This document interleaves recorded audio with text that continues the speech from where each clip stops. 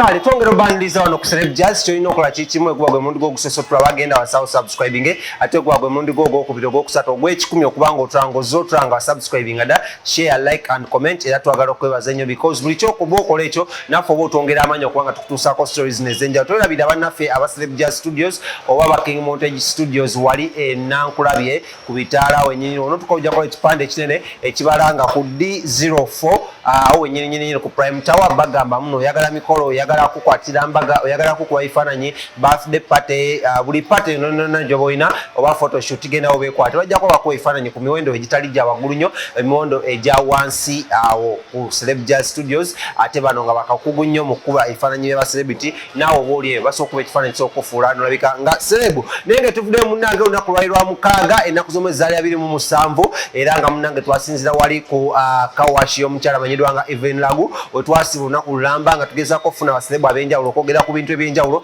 era nga twagala okwebaza buli kinnoomu yenna eyavaayo okulamu n'awagira omukyala namanyiddwa nga Lagu. First of all abantu baliwo mu bungi nnyo abajja abamu nali sibasuubira abamu nali mbasuubira. For example nali sisuubira mwana mulenzi amanyiddwa nga Kenzo but he came nali sisuubira mwana mulenzi amanyiddwa nga Dr. Hilderman ne Mwanje naye ngenda kusooka nkubekoko ku side ya Dr. Hilderman ne Mwanje. Dr. Hilderman mujjukire muno right now ali honorable MP wa side zere wa Mawokota era nga munnange ono yajja oya hostinga omukyala amanyiddwa nga Ameria Kyambadde era nga munnange bali bamuyita mama Mawokota kati twafunye tata Mawokota era munnange nawe nyini oyasinzira okubanga ajja nabeera nga agezaako okubanga awagira muyimbi munne gwe baludde nga bayimba bonna mu band music oba oliawo gwe yasanga ne mu music industry eno atalina buzibu nonona amanyiddwa nga Love era munnange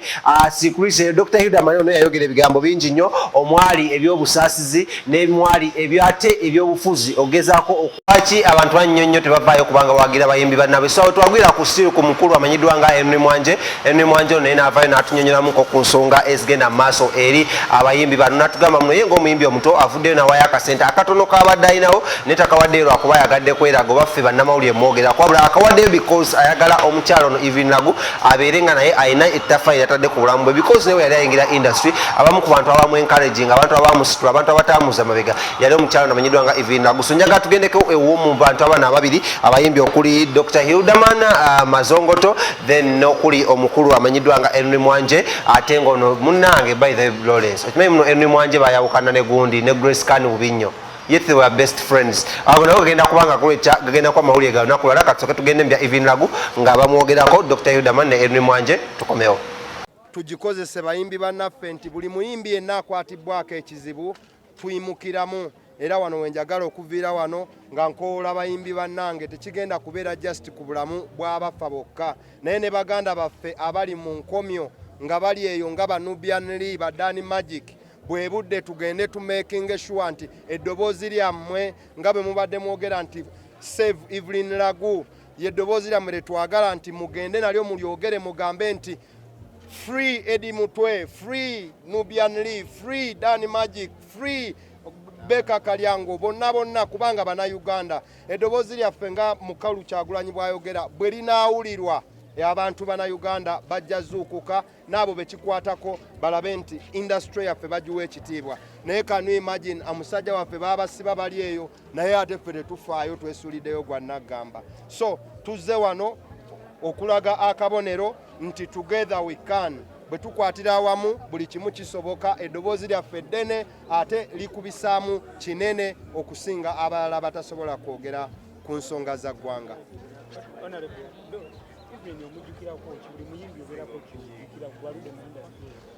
Lagu ndowooza nze omu ku baasooka okuyimba naye nayimba naye akayimba bakayita Me Is Me so muyimbi munnange Lagu ali ambitious Lagu teyeetiitirira Lagu anona ekyo kyalina okunona walina kinona so abazuba family banjulira n'abantu bonna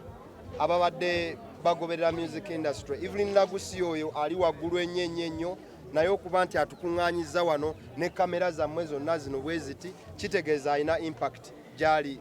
eri muna Uganda eri art industry yeah. Ekisookera ddala ekibiina kya umma kirina okutuula bunnambiro ng'ogyeko ekibiina kya umma okutuula bunnambiro kirina okutuula okusala empenda tugenda kukola tutya drive ez'enjawulo bwe kuba nti tutaddewo nti buli memba wa umma oba buli muyimbi ali mu kibiina kya umma aleeta emitwalo 5 ekyo tukisalewo tumanye nti buli muyimbi agenda contributing emitwalo 5 era manager gundi yagenda ozisolooza nga kaweefube ow'okulaba nti kino ekintu ekitono tukijja mu ddiiro kubanga indeed kitono wadde kinene ya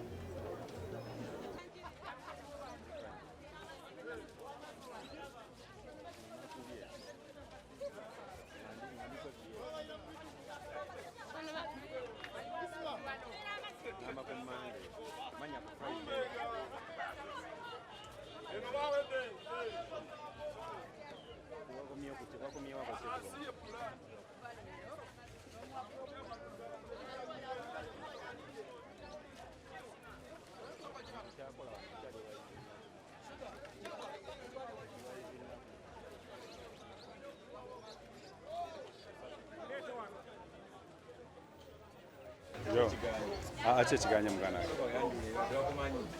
abantu abamanya n'eddoboozi nze Henry Mwanje omwembi wammwe tuluwana eno tuwoza mu motoka tuligezako okulaba nga tudduukirira mwannyinaffe Evelyn Lagu. Evelyn Lagu kyali wange nnyo. Evelyn Lagu muntu w'abantu gwe tolowooza nti no abantu bali wano abasinga kuyisa bivulu. Era Evelyn Lagu y'omu ku muntu abandaga nti kirungi okubeera omuntu w'abantu. Evelyn Lagu muntu w'abantu buli muyimbi mu industry eno mukwano gwe ebyaddala si kwewuliza bwewuliza naye buli omu mukwano gwe ebyaddala nze munnange era n'akayimba ke waliwo akayimba ke yakola emabega kaawo aka gospel akalimu abayimbi abangi era nakafeaturingamu nti kyali wange ebyaddala. Tuludde nga tuli bakyali kati nze nagenda otandika okuyimba olwedde nga nze mwegomba ng'omuyimbi owakabi so nafuba nnyo okulaba nga simwewala nga tuconnectinga mu mbeera zonna aze nga atuperformingirako ku show za Daniel Eagles nnyo mirundi mingi nnyo nga ne ku show tuvayo ffenna ne tudde waka n'antwalako out ng'agenze mbanne ebintu bwe bityo so munnange kyannuma era saayinawo kyakusalawo kweyo nsonga naye nga bambi kyantiisa nnyo nnyo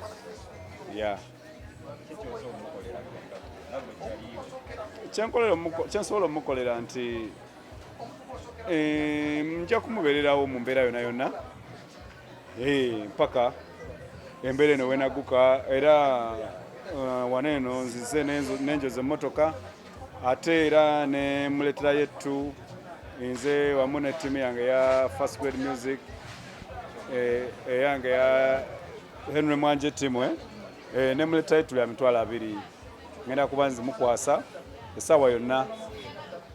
nga obimanyira ajja kimanya nti Henry wange naye munnange tansuuliridde mu kana akaseera akakazigizigi. Mwana wange just tolaba TV naye nga tewali binzizise muganda wange ekibuzo kyobuziza kifunye ekyo kubanga saa zino nze nolemba olusimu ezimu kunyira ensengo zanya ku TV silent n'akaluta omwezi gumu kale ogamba nti nsiize mpozi ngoyagala neyambulemu kyekiddako tewali nnyo kyamaanyi nti tukyali mu lockdown so sobola kusuubiza kiddako nnyo naye nga ye music kukyamutaayira just nga bwe kyatutuma oba bwe kyatutonderwa nti ffe tulina kuba nga tuyimbira abantu oba yitawo ebbanga oba myezi ng'ebiri ng'esatu era nja kuba nti olimba olulala just bwe kityo kya bulijjo. Yes, sir.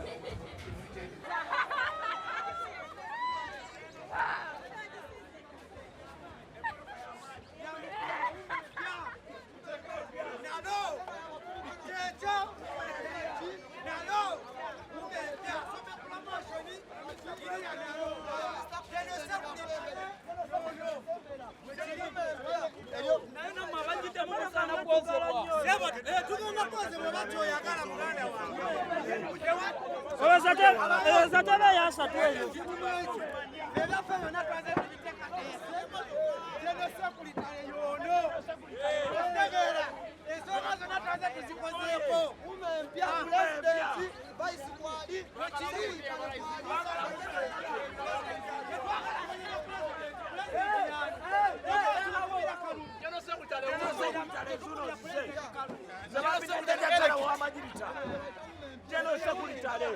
Jajjagala babategeeza ensonga eyo umempya